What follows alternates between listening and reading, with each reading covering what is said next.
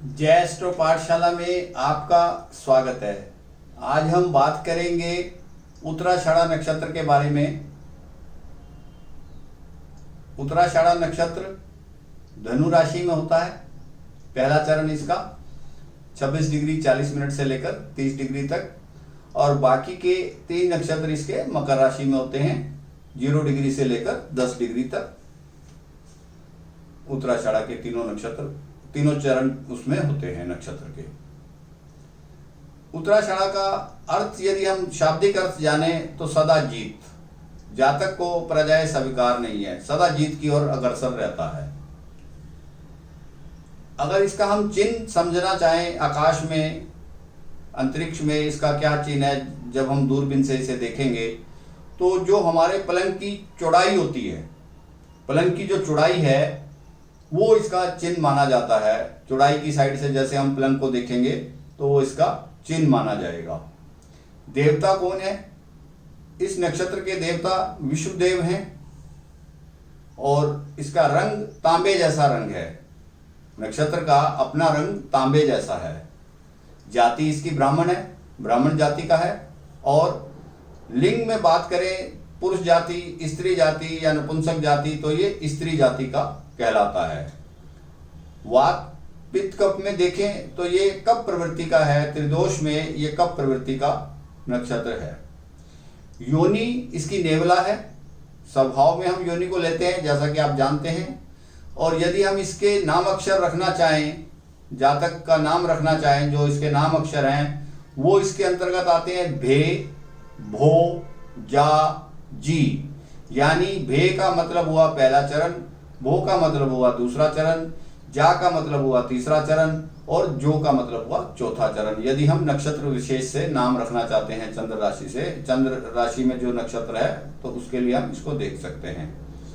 पंच तत्व में जो हमारे पंच तत्व हैं, पृथ्वी, जल, अग्नि, वायु, आकाश, तो ये वायु तत्व में आता है। नक्षत्र इसका उत्तराषाढ़ा का नक्षत्र का स्वामी सूर्य हुए, और इसमें राशि के 2 स्वामी बनते हैं। एक चरण के स्वामी बनते हैं गुरुदेव, और 3 चरण दूसरा, तीसरा, चौथे के स्वामी बनते हैं शनिदेव। तो इस प्रकार हमने ये जाना कि कौन कौन इसके राशि के स्वामी होंगे। और गण इसका क्या होगा? गण ये मनुष्य गण में आता है। राक्षस गण, मनुष्य गण, देवगण, तो ये मनुष्य गण में आता है। नाड़ी इसकी अनत्या होगी। अनत्या का मतलब हुआ हमें कफ की चीजों से दूर रहना चाहिए, ज्यादा कफ प्रवृत्ति की चीजों का सेवन नहीं करना चाहिए, जिससे कि हमारा स्वास्थ्य ठीक रहे। नाड़ी हम इसलिए भी देखते हैं। पूजा का मास इसका उत्तराषाढ़ा मास हुआ। आषाढ़ मास जो होता है, जिसे हम आषाढ़ मास कहते हैं, वो इसका उत्तरार्ध हुआ। आषाढ़ मास का उत्तरार्ध पूजा के लिए शुभ माना जाता है, और उसमें भी विशेष पूर्णिमा तिथि मानी जाती है। विशेष यदि हम कोई पूजा कर रहे हैं तो इन चीजों का भी हम ध्यान रख सकते हैं। स्थान, इसके स्थान की बात करते हैं कि स्थान क्या क्या होंगे इसके। घास का मैदान, सरसों के खेत, मक्का के खेत, राष्ट्रीय पार्क, बेस कैंप, आर्मी के जो बेस कैंप होते हैं, वन्य जीव या चिड़ियाघर, गवर्नमेंट की बड़ी बड़ी बिल्डिंगें, मैदान, खुले मैदान, मंदिर, कॉमर्शियल कॉम्प्लेक्स, क्लब, ये सब इसके अंतर्गत आते हैं। मीटिंग के प्लेस, मीटिंग पॉइंट जो होते हैं वे भी इसके अंतर्गत आते हैं, उत्तराषाढ़ा नक्षत्र के अंतर्गत आते हैं। जातक किस स्वभाव का होगा? जातक का स्वभाव कैसे जानेंगे? जातक का स्वभाव इस नक्षत्र में थोड़ा भीरू की स्थिति में होता है। जातक थोड़ा भयभीत रहता है। जातक को पुत्र सुख इसमें अवश्य मिलता है। इस नक्षत्र का जो जातक होगा चंद्र राशि से, उसको पुत्र सुख अवश्य मिलता है। जातक को ड्रेस सेंस बहुत होती है। कपड़े पहनने की, वस्त्र पहनने की बहुत उसको समझ होती है। वाणी जातक की मधुर होती है। जातक तीर्थ यात्राएं करता है और शिल्प कला का जानकार होता है। उसको शिल्प कला में विशेष उसका इंटरेस्ट होता है जातक का। और अंग में यदि बात करें तो इसमें अंग आएंगे जंघा और कमर। अंग में अंग जो इसके आएंगे जंघा और कमर। अब हम शुभ कार्य जो है जिनको हमें कर लेना चाहिए इस नक्षत्र में, उसके बारे में थोड़ी सी बात करते हैं। विवाह कर सकते हैं, रति सुख के लिए नक्षत्र अच्छा है, नींव खुदाई के लिए अच्छा है, किसी समझौते पर सिग्नेचर करना है उसके लिए अच्छा है, कोई उच्च पद ग्रहण करना है उसके लिए अच्छा है, गृह प्रवेश के लिए अच्छा है। इस तरह की चीजें हम इस नक्षत्र में कर सकते हैं, वो हमें शुभ फलदायक रहेंगी। शुभ कार्य कोई भी हो वो इस नक्षत्र के अंतर्गत हम कर सकते हैं। अब थोड़ा सा बात करते हैं वर्जित कार्य जो कि हमें अवॉइड करने चाहिए, उसके बारे में बात कर लेते हैं। जैसे ना उधार दो ना उधार लो, नो लोन। लोन दोगे तो फंसेगा, लोन लोगे तो उतरेगा नहीं। कोई भी अंतिम अवस्था का कार्य जिसको एंडिंग कहते हैं वो कार्य इस मुहूर्त में नहीं करना चाहिए। हमें यात्रा से बचना चाहिए, बड़े पूंजी निवेश से बचना चाहिए, क्रूर और कठोर कार्यों से बचना चाहिए, और हमारी कोशिश ये रहनी चाहिए कि हम कोई गैर कानूनी कार्य ना करें इस मुहूर्त में। यदि हम ऐसा करते हैं तो हम परेशानी में आ सकते हैं, हम परेशानी में तब आ सकते हैं। अब हम बात कर लेते हैं इसके व्यवसाय की कि जातक क्या व्यवसाय कर सकता है। जातक बहुत अच्छा ट्रांसलेटर हो सकता है, उसका जो पेशा होगा, आजीविका होगी, बहुत अच्छा ट्रांसलेटर हो सकता है। यदि बाकी चीजें भी उसको कुंडली में सपोर्ट करती हैं तो पार्लियामेंट लेवल तक जातक जा सकता है। वित्त विभाग में हो सकता है, बैंक हुआ, LIC हुआ, जो भी वित्त के विभाग हैं उनमें जातक जा सकता है। जेल का सुपरिटेंडेंट हो सकता है, कर विभाग में जा सकता है, बहुत अच्छा साइंटिस्ट हो सकता है, क्योंकि नक्षत्र पावरफुल है। जातक की कंसंट्रेशन एकदम मेंटेन रहती है, और हमें वैज्ञानिक को क्या चाहिए, कंसंट्रेशन ज्यादा चाहिए। खोजी प्रवृत्ति का होता है, किसी भी चीज को नई इन्वेंशन कर लेगा। इंटरनेशनल व्यापार में पूरा उसका इंटरेस्ट होता है, उसको बहुत अच्छे से निभाता है इंटरनेशनल व्यापार को।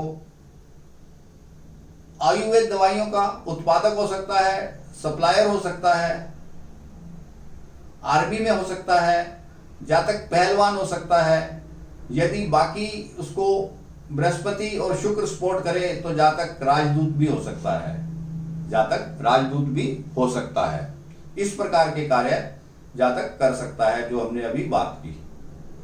अब हम इसके चरणों की बात कर लेते हैं कि इसके 4 चरण होते हैं। पहले चरण का क्या प्रभाव आएगा, दूसरे चरण का क्या प्रभाव आएगा, तीसरे चरण का क्या प्रभाव आएगा, उसके बारे में थोड़ा बात कर लेते हैं।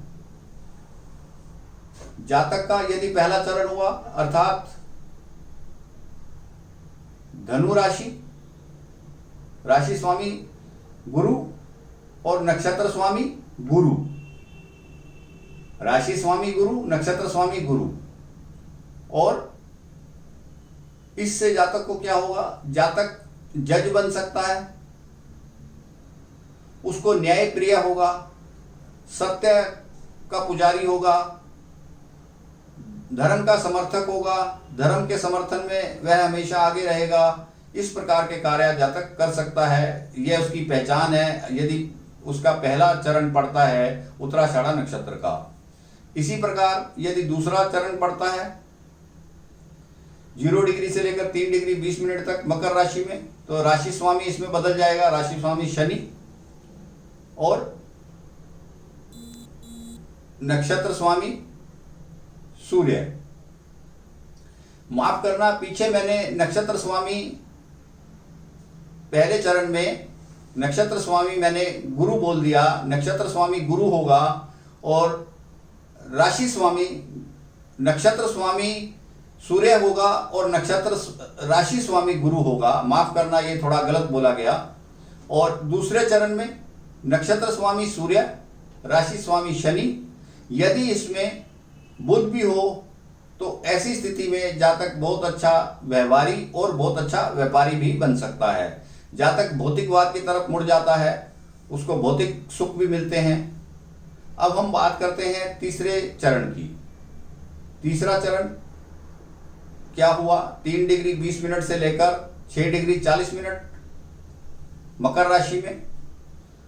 राशि स्वामी शनि, नवांश स्वामी शनि, नक्षत्र स्वामी सूर्य।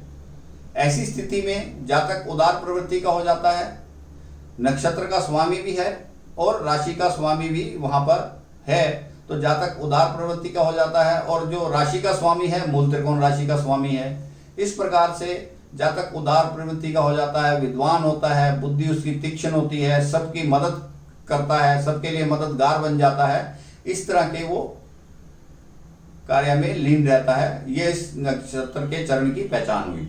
अब हम चौथे चरण की बात कर लेते हैं। चौथा चरण पुष्कर नवांश में चला जाता है, क्योंकि नक्षत्र स्वामी सूर्य हुआ और नवांश स्वामी गुरुदेव हुए और राशि स्वामी शनिदेव हुए। ऐसी स्थिति में कुंडली के हिसाब से यदि शनि और बृहस्पति की युति अच्छी मानी जाती है तो जातक धर्म की तरफ, अध्यात्म की तरफ ज़्यादा मुड़ जाता है, उसको इन कार्यों को करने में खुशी मिलती है। इस प्रकार के वो कार्य करता है। ये हमने चौथे चरण की पहचान की। यदि जातक किसी कारण से पीड़ित हो तो उसे सूर्य पूजा करनी चाहिए, क्योंकि उसका जन्म नक्षत्र उत्तराषाढ़ा नक्षत्र सूर्य का नक्षत्र है। इस प्रकार से उसको सूर्य की पूजा करनी चाहिए।